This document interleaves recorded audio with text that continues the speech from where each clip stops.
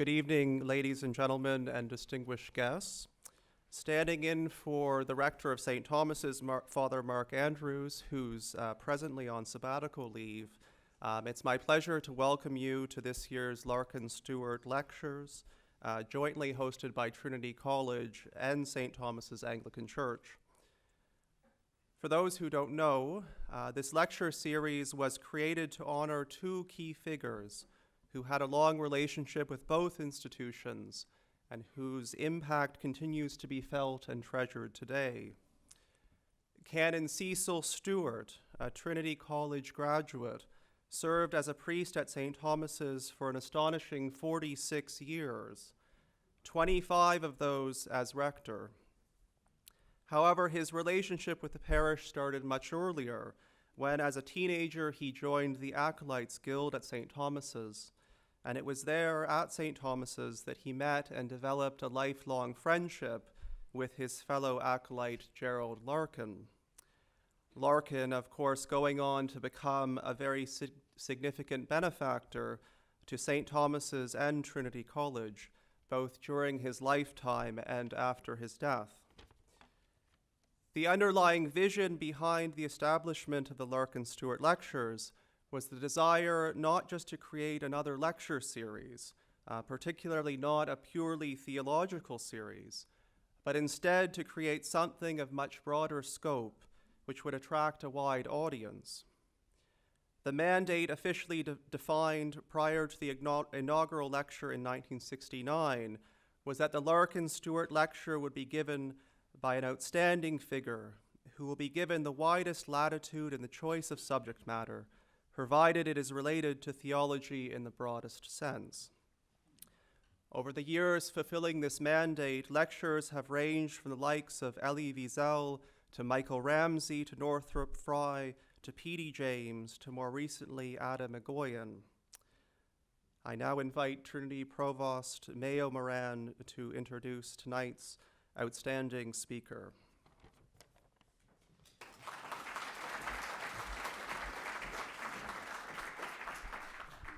Thank you so much, Father Chris, for that lovely tribute to the history of this great lecture, and also, of course, a remarkable link in the history of our two institutions. I'd also like to thank the members of the Larkin-Stuart Lecture Committee, many of whom are in the audience tonight. So it is my great pleasure tonight to introduce Michael Ignatieff. It actually is his second time giving these lectures. We planned it this way. We said you'll do it in 1988, and 30 years later you can come back, and we'll see what you have to say. In 1988, his lecture was called All Shook Up, 3 Crises of the Self. And I must say, I read some of it, and it was extremely interesting. At that time, we described Michael Ignatieff as a journalist and an author. But of course, 3 decades later, his accomplishments are so much more stellar.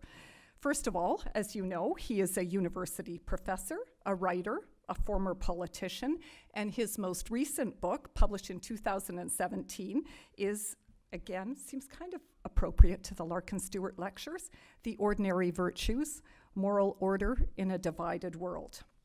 Michael is currently the rector and president of Central European University in Budapest, a wonderful institution which I think greatly requires his outstanding leadership at this point in its history.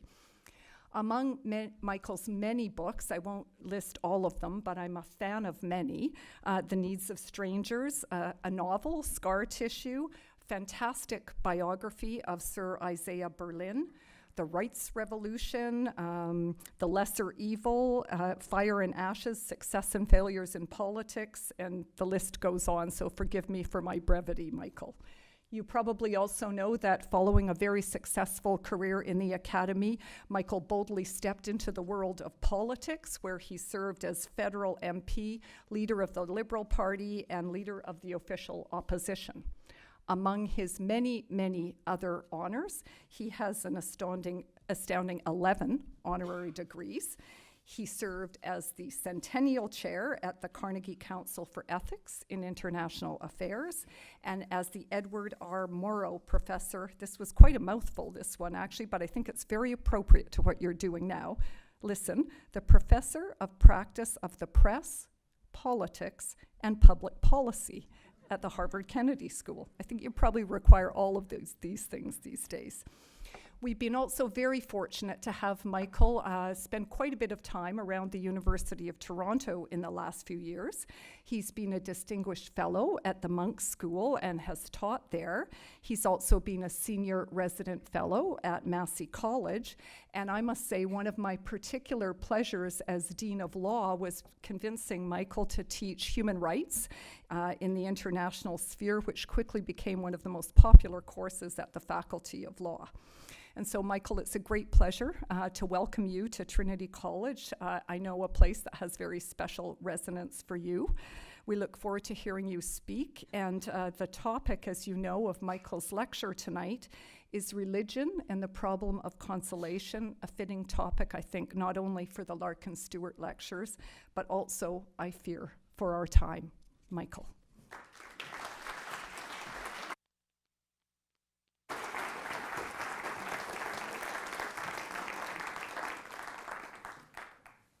I look across the room and I see friends everywhere, and it would be invidious to single any of you out, but can I just say from the bottom of my heart how grateful I am to see all of you, and thank you for coming on a cold night, and thank Mayo and thank wonderful folks at St. Thomas for the chance to relive your life a second time.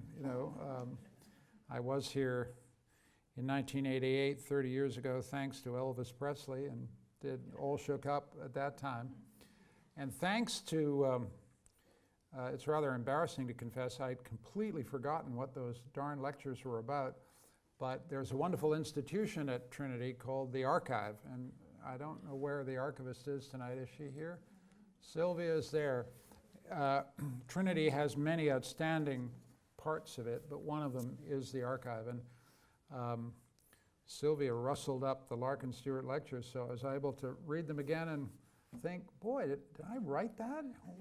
What was that about? Anyway, I'm taking this approach because I wanted to share with you some kind of personal thoughts about the problem of consolation. And the original lectures were about love, illness, and depression, cheerful stuff. And so I'm going to talk in the same cheerful vein about consolation. What do I mean? Let me give you an example of what my problem is. My problem is relatively simple, which is, why is it that in a secular age, people who do not believe or sign up to the full doctrines of the various religious faiths to which they subscribe, nevertheless derive consolation from religious language? What's this mysterious thing that happens even though you may not be a churchgoer or a attender at your synagogue or your Muslim or your mosque or your gurdwara, you still feel deeply affected by religious language? What exactly is going on? Let me give you a famous example of this from the Christian tradition that think about Christmas. Think about going to see Handel's Messiah. Think about that opening aria, the wonderful, soaring, comfort ye my people. And remember how it goes. Remember that Handel is setting to music the wonderful words of the prophet Isaiah. Comfort ye my people, saith your God. Speak ye comfortably to Jerusalem. The voice of him that crieth in the wilderness, prepare ye the way of the Lord. Make straight in the desert a highway for our God. And the minute you sit down in the Messiah every Christmas and that starts to go, you just feel something. And so then the question is this just the genius of the music? Is this just the beautiful symmetry and power of the King James set to music? Is this an aesthetic thing? And you come to the conclusion that, no, there's something more going on, because The word comfort ye means something. Handel put that at the beginning to say this Messiah is about the consolations provided by a particular faith. And the consolations require you to believe in a just and loving God who will comfort Jerusalem and comfort you in your moment of loneliness. So it's not just the aesthetics, it's not just the music, it's not just the beauty of the words. There is a claim here.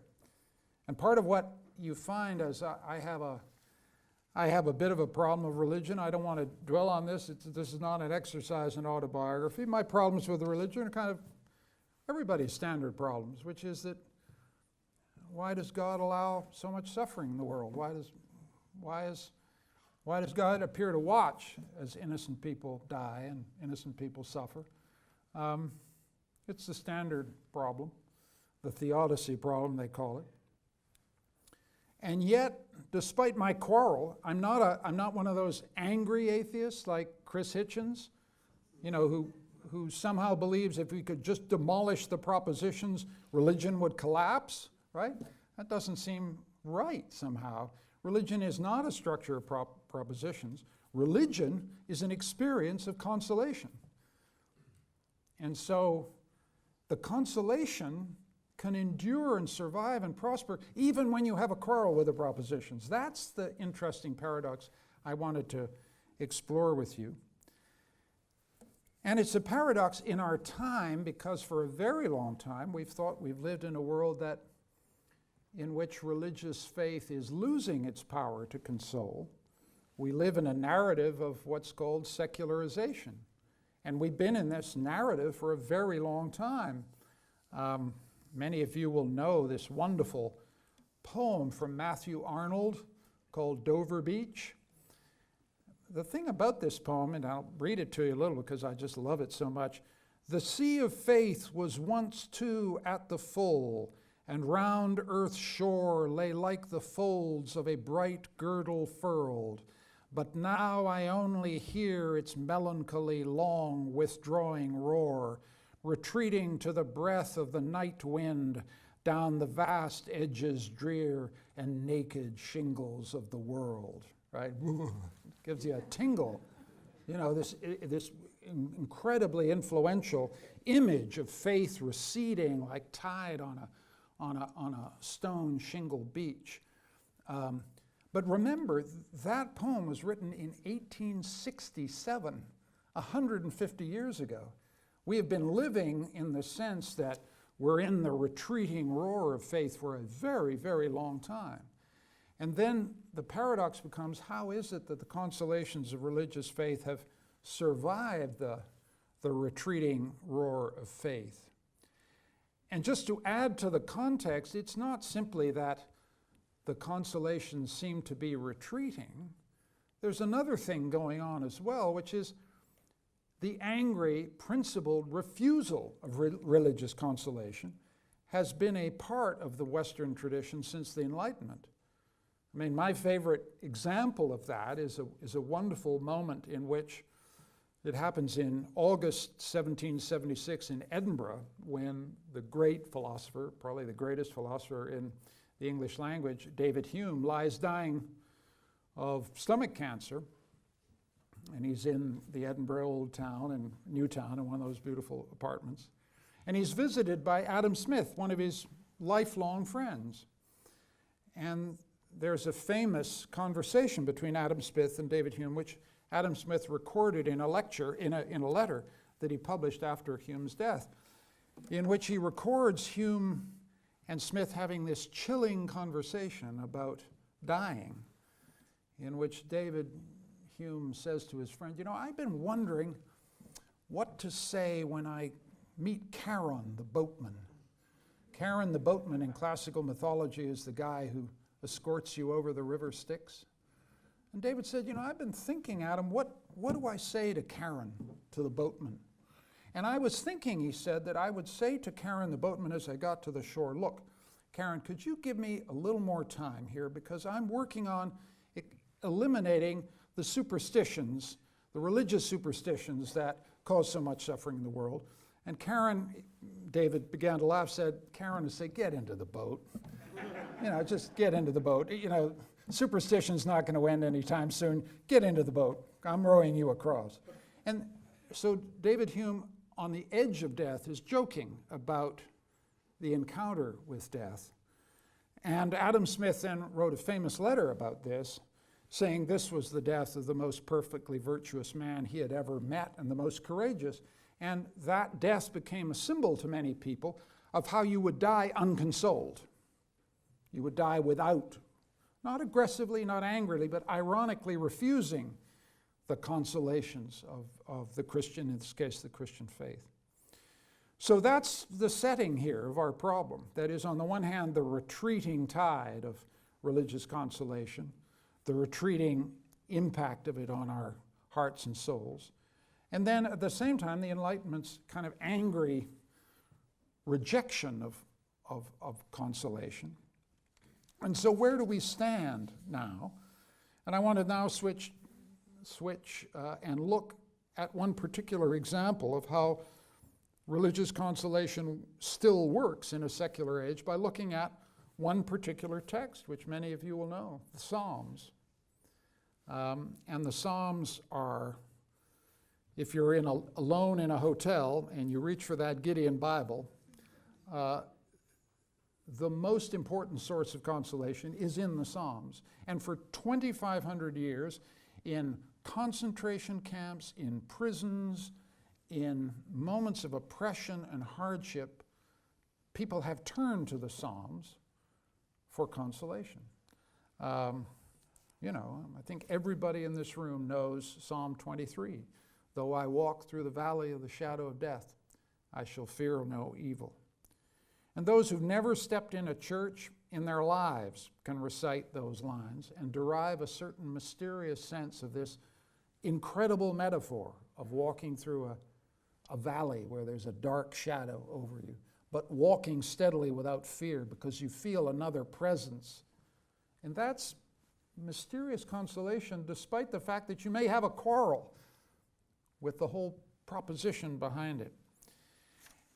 So I wanted to look a little more deeply at why the Psalms achieve their mysterious consoling effect, and I wanted to just take you through some examples and talk about them, and then maybe we can have some questions afterwards because there are a lot of very serious theologians in this audience, and I am walking way out there on thin ice, and I'm waiting for, boom, they're going to pounce.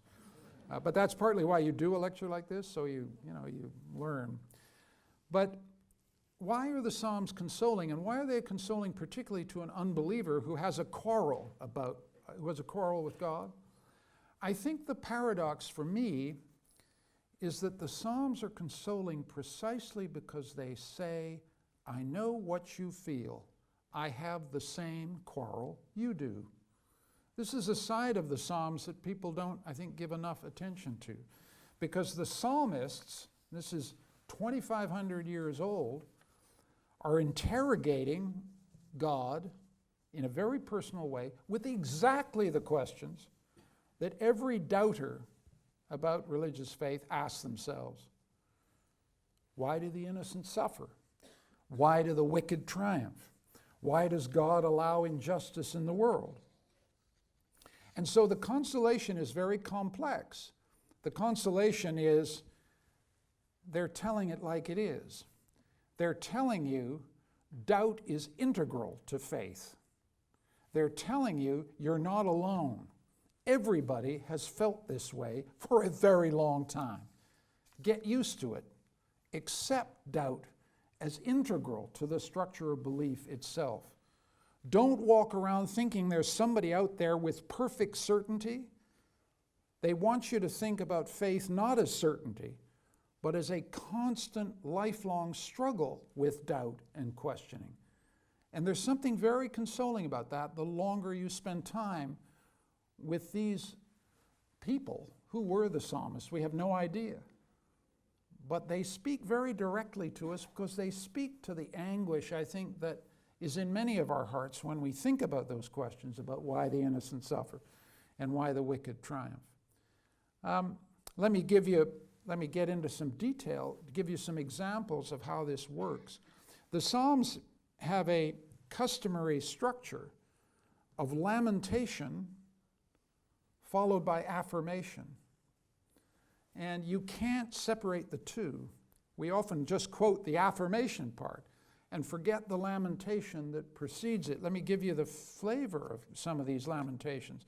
Psalm 13, how long wilt thou forget, O Lord? Forever? How long wilt thou hide thy face from me? How long shall I take counsel in my soul, having sorrow in my heart? How long shall mine enemy be exalted over me? One of the red threads through the Psalms is, how long, O Lord, how long? And that is a thing that human beings have said to God for as long as they have worshiped. How long? Why do we have to wait here, God? What's happening? You know? And it's in the Psalms. It's in one of the canonical texts of the Jewish and Christian faith. Let me give you another example of deep understanding of psychological anguish and desolation. Psalm 119, I am a stranger in the earth. Hide not thy commandments from me. My soul breaketh for the longing that it hath unto thy judgments at all times. I'm quoting from the King James just because it's just magic, the King James, and so I use the old good stuff. Or Psalm 102, my days are consumed like smoke. My heart is smitten and withered like grass, so that I forget to eat my bread. How many of us in states of depression forget to eat? A little homely example. They know what it's like. You just start neglecting yourself. You start forgetting the daily business of keeping yourself sustained. The psalmist has been there. They know this stuff all the way down. And that sense of consolation comes from, I've been there too. You're not alone. That's fundamental to the structure of all forms of consolation. You're not alone. I've been there. I know what you're feeling. And the psalmists have this extraordinary capacity to convey that. And they console because they're such personal documents. One of the extraordinary things about the Psalms is that they talk directly to God. They talk to God as you. So it's as if you're having a conversation with someone who's not in the room. And they're asking for that person who's not in the room to recognize what you're going through. And this is actually because I was reading the Gideon Bible in a hotel room, and I opened the Psalms because I was thinking about talking to you, and I came upon one I'd missed, Psalm 56. And it has this absolutely wonderful 3 lines. It says, it's addressed to God. You have taken account of my wanderings. Put my tears in your bottle. Are they not in your book? When you think about that wonderful image of your tears in God's bottle, you know, part of what makes suffering so difficult is you feel you're alone. You have the feeling no one cares. No one is counting your tears except yourself. And what is consoling is the image that God is actually counting your tears. And that, the directly personal character of that kind of reassurance gives you a sense of what the duty of consolation we have to our fellow creatures. We want to keep each other's tears in a bottle so that people know your tears are somehow not in vain because they are shared. They are tears that we have shed too, you know. And that comes out so strongly in that psalm. So that's the lamentation part of the Psalms. And then if you look at the affirmation part, these very, very powerful affirmations, not just of a divine order that we cannot see, but an affirmation of human continuity through time. It's a little chilly, this consolation, but it's a consolation that says, yes, you will die, but human life has been going on for a very long time, and it will continue. And the fact that the Psalms are there after 2,500 years, and that they have not been lost, is part of the consolation that they offer to you. The sense that human life goes on beyond us, that we are a tiny moment, that the life is longer. And, you know, there's one wonderful affirmation of that in one of the Psalms. They shall perish, but thou shalt endure. Yea, all of them shall wax old like a garment, As a vesture shalt thou change them, and they shall be changed. But thou art the same, and thy years shall have no end. The children of thy servants shall continue, and their seed shall be established before thee. This sense of deep human continuity is the consolation offered by the Psalms. So to kind of try to summarize what this consolation offered to an unbeliever looks like, it's to rid us of a certain kind of nostalgia that I think unbelievers have towards believers. We have this kind of envy that there's someone out there who has faith, and the faith is beyond doubt. And the Psalms are saying, you're not thinking about faith the right way. Faith is not a state beyond doubt.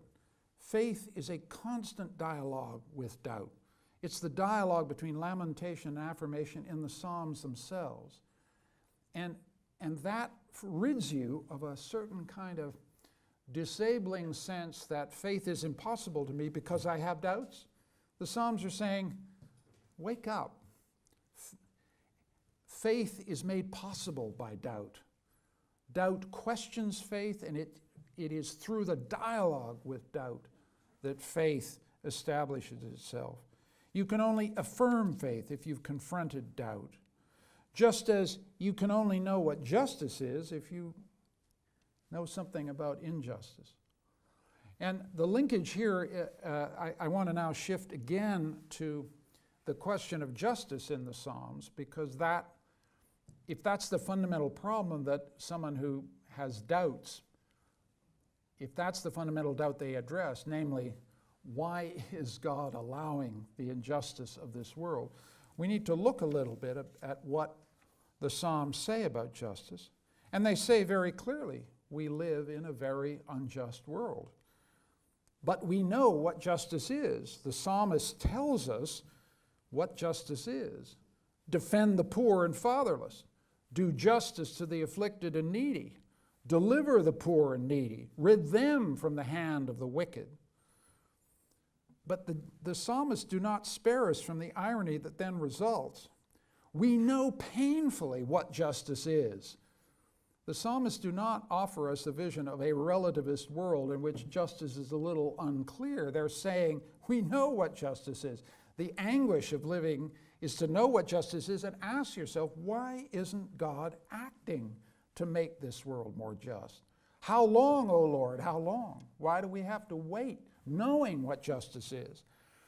And this is, in some sense, the central tension, the central strain inside the Psalms. And this is where the consolation is really difficult to achieve because of the deep honesty of the Psalms about the injustice of the world.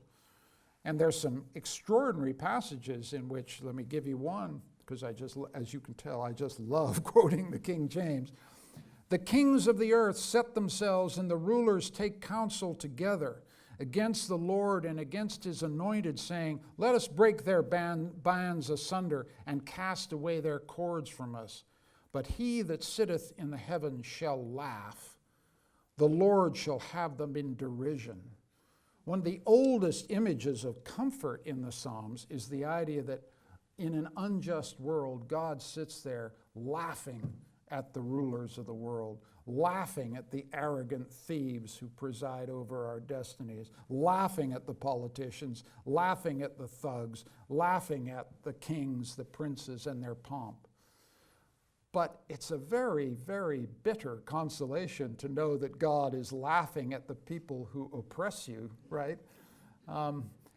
And the Psalms are asking you to believe that God will not merely laugh at the injustice of the world, but eventually, sometime, do something about it. But that simply defines clearly the test of faith, is that we have to hold on to faith in the face of what the Psalms do not seek to conceal, the injustice of the world. Let me just, because I'm going to move to another part of the talk, which is to talk about the legacy of the Psalms by talking about one particular example of the way the Psalms have been used in politics. And my example is a particularly sublime piece of political language that you will recognize pretty soon.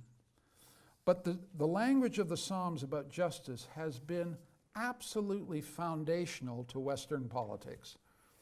And the one place among thousands in which you see it is in the campaign against slavery in the United States. And many of you in this audience will know the great sentence, "The arc of the moral universe is long, but it bends towards justice." You will have heard Barack Obama say it. You will have heard Martin Luther King say it. But you may not know, and I didn't know, that this has a long lineage. It actually goes back to Theodore Parker, a 19th century anti-slavery campaigner. And that language of the arc of the moral universe is absolutely embedded in the Psalms. And one of the places you see the Psalms at work in a particular moment in American history and in the political rhetoric of the West, that a speech that I would call, the liberal sublime, in the sense of a speech that pretty well is the greatest speech ever given by a politician. That's Abraham Lincoln's second inaugural, delivered in March 1865, about 3 weeks before he was assassinated. And here, the choice that Lincoln has is between two meanings of justice. And the Psalms frame his choice. As many people know, he lost his son during the war. He sent millions off to die. The strain of the war visibly drove furrows into his cheeks. And at night, he would read the Psalms. And we know that he had a quarrel with organized religion. Nobody could place what his actual nature of beliefs were. And he had some pretty tough things to say about organized religion. But the Psalms were something he read at night when he couldn't sleep. And they worked their way into his deepest understanding of his duties as a political actor. And the choice he faces in March 1865 is between justice as vengeance and justice as mercy. And as you know, the Psalms are full of absolutely bloodthirsty, blood-curdling images of vengeance. Let there be none to extend mercy unto him, neither let there be any to favor his fatherless children. Let his posterity be cut off, and in the generation following, let their name be blotted out. I mean, there's stuff in the Psalms which is just righteous anger at its most vengeful and terrifying. And that's available. It's available in the Battle Hymn of the Republic. Mine eyes have seen, the glory of the coming of the Lord. The language of Civil War mobilization is cast in the language of the Psalms and cast in the language of vengeance. And Lincoln, faced with he's a couple of weeks between the end of the Civil War, has to deal with a problem that is at the core of politics. He says in a passage that many of you will know, the problem I've got as your president is that both sides believed that God was on their side. The Union believed that God was on their side. The South believed they were on their side. And so what do we do here, folks? We all prayed to the same God. And now the widows and the orphans and the victims of the Civil War are crying for vengeance against the South, a punitive peace. And the South is sitting there waiting for the Union troops to arrive and set the place on fire. And God knows that people have died on both sides. What do I as a leader do faced with this conflict between justice as vengeance and justice as mercy? And here's where the Psalms come in. At the precise moment when you expect him to say, God was on our side, he quotes Psalm 19. The judgments of the Lord are true and righteous altogether. That is, he refuses to give an answer. What he's saying in quoting the Psalms at this crucial moment in the speech is, we don't know. We do not know. This is a matter for God. This is not a matter for human beings. It is not up to us to base the whole post-Civil War era on a politics of vengeance because we think we know what side God is on. We don't know what side God is on. The judgments of the Lord are true and righteous altogether, but they are hidden from our sight, is what he's saying. And then he says, but that doesn't mean our duties aren't clear, because the duties, the human duties here and now, are clearly in the Psalms. To bind up the nation's wound, to care for him who shall have borne the battle, and for the widow and his orphan. And with those, the words we all know, with malice towards none, with charity for all, with firmness in the right, as God gives us to see the right. With firmness in the right, as God gives us to see the right. This language of humility, this language that we cannot claim that God is on our side. We cannot know. The Psalms are warning us, don't make that mistake, right?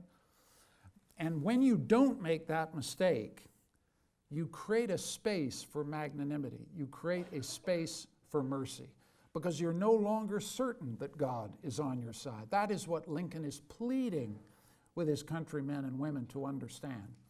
And he dies 3 weeks later.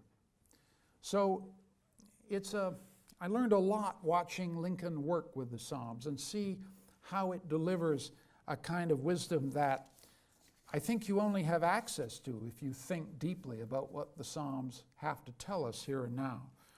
And so, to come to a conclusion, what is the message here?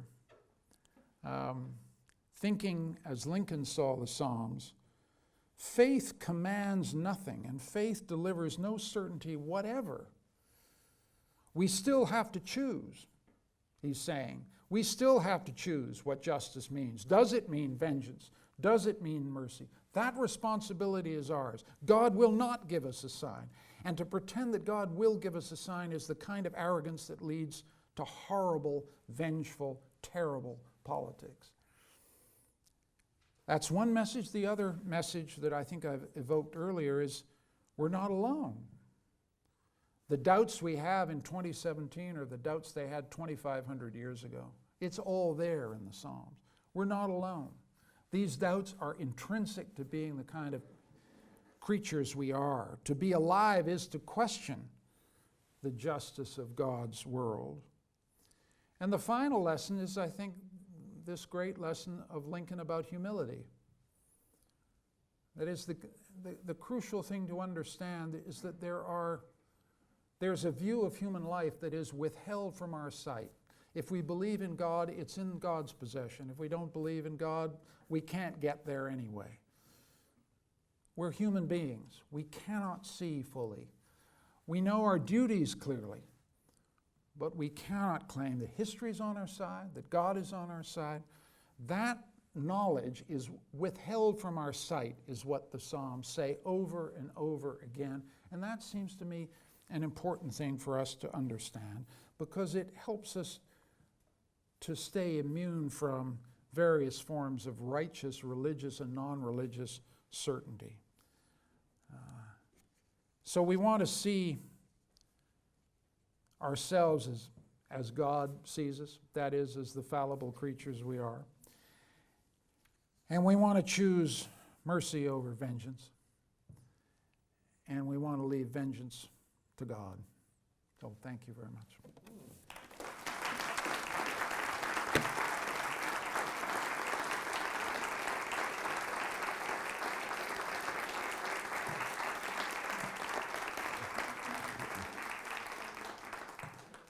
Well, I do have, the purpose of this talk is not to reduce you to stunned silence, and I do hope anybody who has a question, I'm terrified of the theologians in the audience who are going to say I've got it all wrong, but that's why, oh my God, I can indicate that I'm having a question from my brother, so there we are. Yeah. I'm very interested by what you have to say, and it brings to mind something that I'm living right at the moment.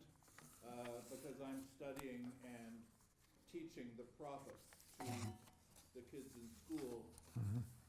And something you said at the beginning, where you made the connection between the process of lamentation and the offer of faith and as the ultimate act of consolation.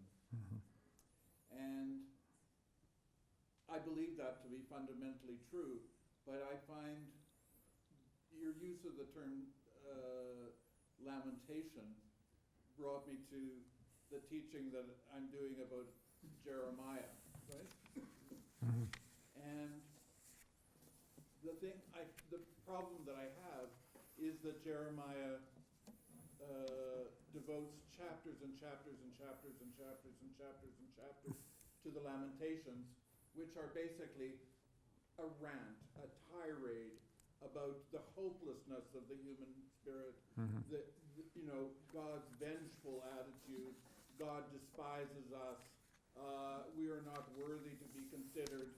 And to the point that as a reader and a listener, you say to yourself, Enough it's already. all over. And then suddenly Jeremiah turns over and says, I offer you the covenant, a new covenant, of between the faithful and God, who is all understanding and all loving and all forgiving. And although that is the God that I hope for and I live for, I just say, oh, give me a break. Give me a break. I don't believe a word of it. If that's what you think, Jeremiah, I don't believe. And it is no consolation to me. Yes. I think you put your finger on a real difficulty. Sometimes when I read the Psalms, the lamentation section is so convincing that I find the affirmation section at the back a little thin, to put it mildly. And so I'm deriving consolation simply from the sense that this is a human document telling me, I've been here before. I know what you're feeling. I know that you're finding this hard. I'm finding this hard too. I mean, it's a sense of a dialogue with these psalmists. But when you read the Psalms, you have that sense of a kind of almost a broken telegraph between the tough stuff and the affirming stuff. The easier ones are the ones that exult in the glory of God and the beauty of God right from the beginning to the end. The tough ones are the ones where you have this thing, and it has that effect, as with Jeremiah. You think, boy, that is what life is like, and you're not offering me a single thing that I can credibly hold on to. So I want to be careful about consolation. Some of the consolations I've offered you tonight, or my sense of what is consoling here, is pretty thin gruel. And I'm emphasizing this sense of the consolation is a kind of kinship with vanished people 2,500 years ago who feel exactly what we feel at our moments of deepest loneliness or isolation or anger at the world. The anger is a very important part of the Psalms. I mean, there's some extraordinary passages in the Psalms in which it's clear that the psalmist is furious at exactly Jeremiah's problem. That is, you keep telling me this is a just world. You keep telling me that there is love and mercy and tenderness somewhere, and I can't see it anywhere. There's a kind of a righteous fury in the Psalms, which seems to me extraordinarily, close and near. And again, the consolation is thin, but it's simply the consolation of, I feel the same way too. And that's important. It doesn't still my questions about the idea that there is a just and merciful God up there. But at least I'm in dialogue with somebody who's smarter than I am and has been here a lot longer than I have and has said it all better than me. I mean, some of that's what's going on in the Psalms. Sir. Well, you'll be relieved to hear I'm not a theologian. That was a very good and stimulating lecture, so thanks very much for that. So the intention of the argument was to highlight the commonality between believing consolation and unbelieving consolation. And the basis, the commonality is that your argument is they're both grounded in one, doubt, and two, solidarity. Mm-hmm. And I thought you did a good job of making that argument, but I think you know that you can sustain that commonality only so long. Mm-hmm. If you're going to hit a fork in the road, Yes. you're just going to Yeah. be where the commonality can't be sustained. And why is that? Because on the one side, you have sure doubt, but faith that survives doubt, Yep. and the belief that there is a God who listens to the complaints and impatience and lamentations, and a God who does ultimately put the tears in his bottle. And on Yep. the other side, the faith that doesn't survive doubt, Yep. and there isn't a God up there listening to these lamentations, and there and God doesn't put your tears in his Yes. bottle. Yeah. And so ultimately the argument has to fail. I mean, you Yes. can keep it going for so long, but then Yep. there's a fork in the road. Yeah. That's a very, it's a very good challenge. And maybe the problem here is with the word argument. There's one of the there's a very, very good book about belief by a philosopher called Tim Crane, who is a Cambridge philosopher. And he makes a simple point about religion, that it's a dialogue with Christopher Hitchens and a number of what were called the new atheists, in which Crane argues that part of the problem with contemporary atheism is that it seems to imply that religion is a structure of argument. And if you could just, the arguments either stand or they fall. And part of the point about focusing on consolation is that consolation is working in ways that pass by argument, above and around argument. I don't deny the force of what you're saying.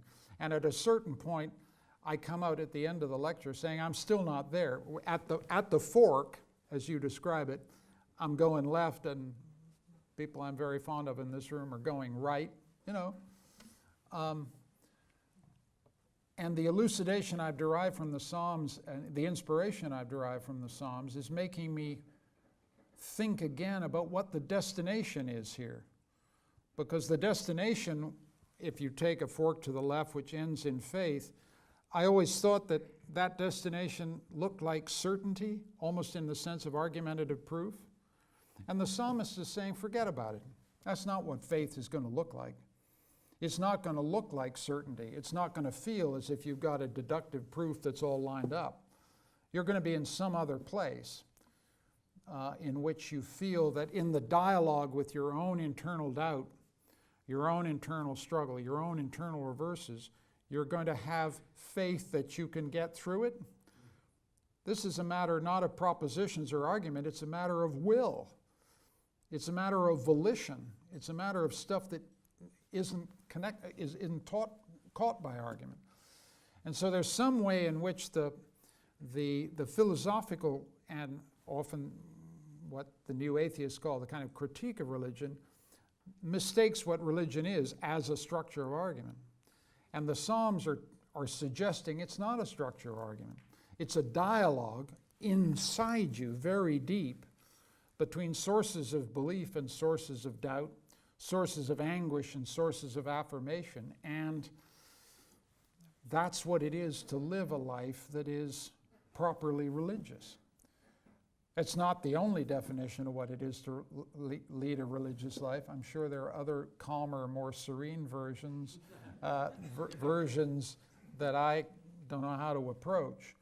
But the part of what I find so human about the Psalms is that it seems to describe the possibility of a religious life that I could recognize as being true psychologically to the life that I have lived and other people have lived around me.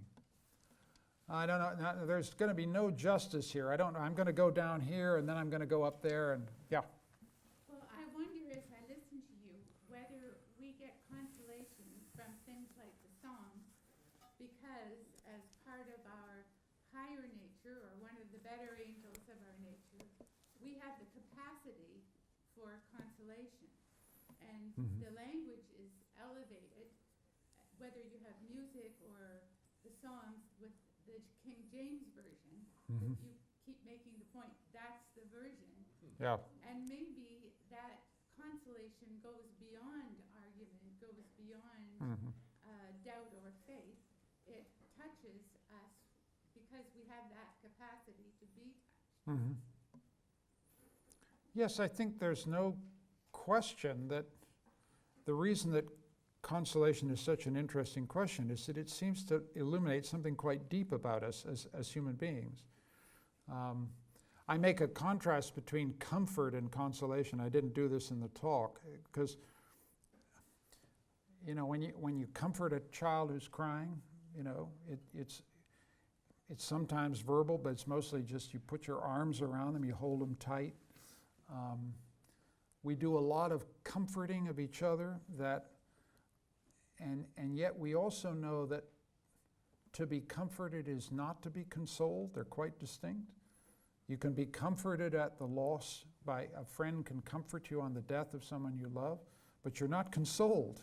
You're just comforted. And you know when they've gone and when the arm is no longer on your shoulder and the room empties out at the end of Shiva, you're on your own, right? And so consolation is then some other business of generating a meaning for what's happened. And that's what makes this so complicated, because consolation is mostly this capacity to respond aesthetically to beautiful words. You're picking up the King James Version. Partly being able to respond to beautiful music, my Handel example. So it's aesthetic, it's physical, it's beyond words, but it has to, for consolation, has to come into words.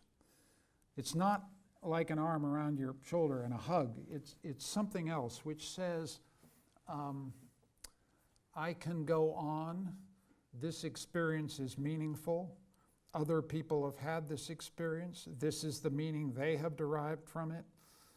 It has some propositional form,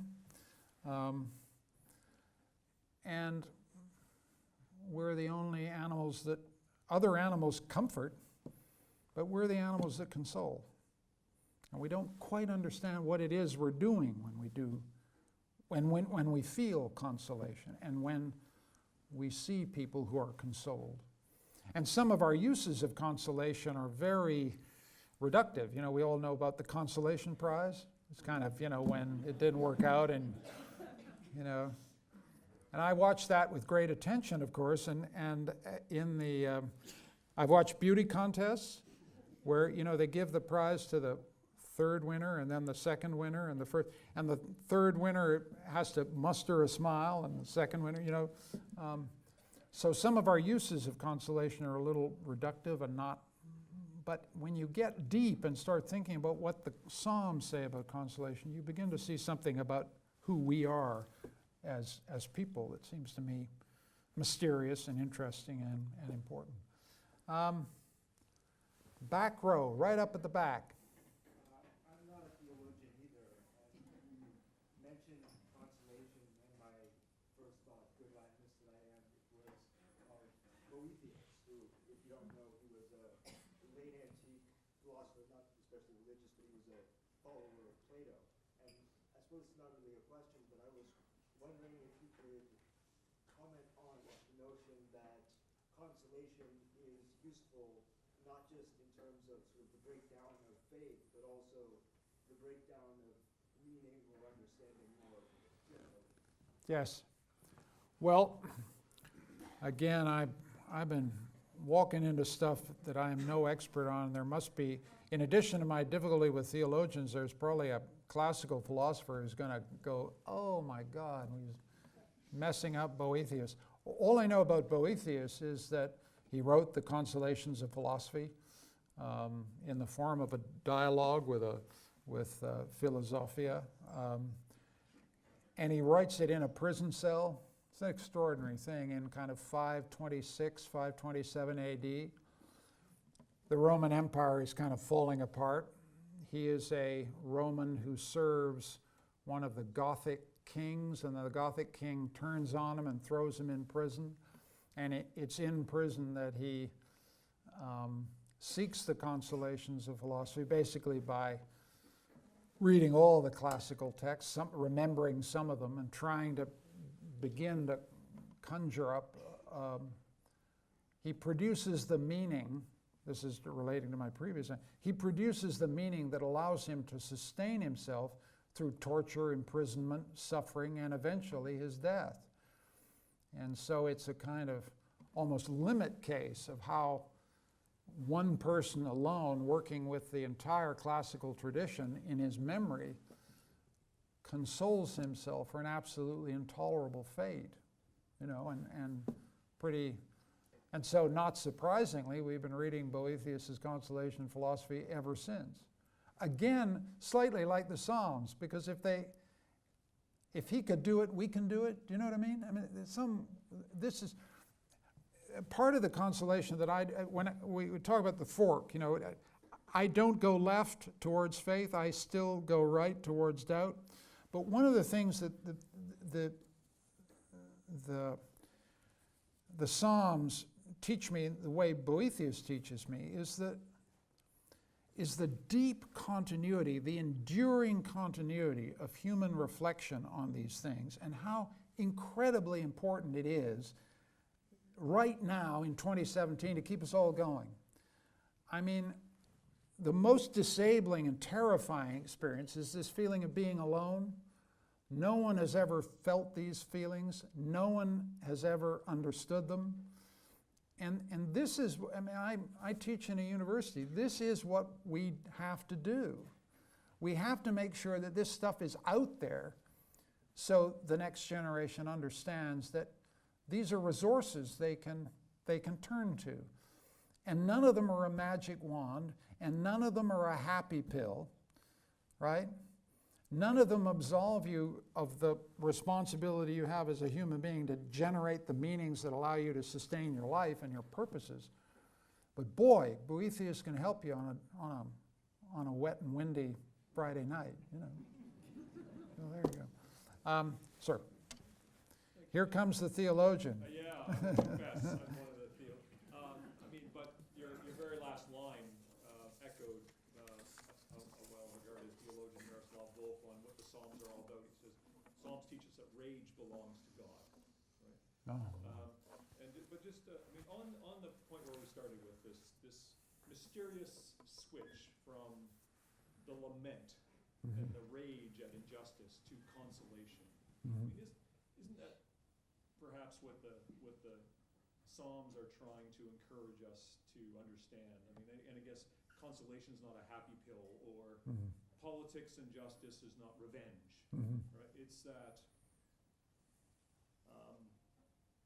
both consolation, but also true justice. We don't get to define that according to our own subjective agendas, and that's something that's difficult for us to learn and to accept. Yes. Right? And so the Psalms model for us, yes, we need to express our dismay, our anger, our desire for revenge. We can't deny that. We can't repress it because it turns into something ugly if we do that. But also we need to learn that those intense emotions aren't the fullness of justice, or my desire for a happy pill isn't the fullness of consolation and joy. And that's hard for us to learn. And there's no real magic formula or process that enables us to do that. And so there's a certain discipline and patience and a willingness to endure, go through that process that we have. And then the trust of the religious faith is that going through that process, one will encounter consolation, or true justice will come into being. And that's what the Psalms are trying to help us both be honest about and also be patient with. Yeah, and I think patience is right, and I think your injunctions about anger are right. But part of the reason that the Psalms' injunctions of this kind are credible to us is they know exactly what anger is, right?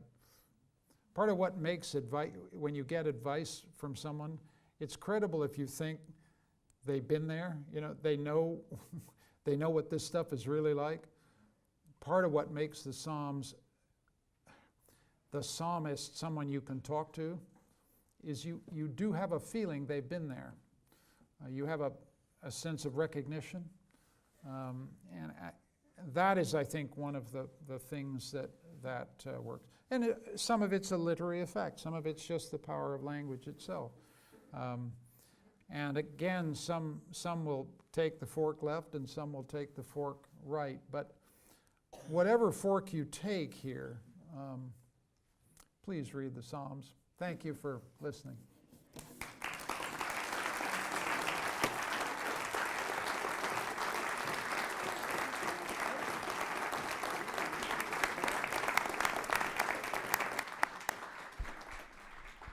Thank you so much, Michael, as always, giving us lots to think about, although perhaps not leaving us entirely consoled. We have a reception outside. I'd like to thank you all for joining us and ask you to please come out and continue the conversation in the buttery with the reception, and also again to thank Father Chris and St. Thomas and the members of the Larkin-Stuart Committee and the wonderful staff that organized everything. Have a lovely evening. Thank you.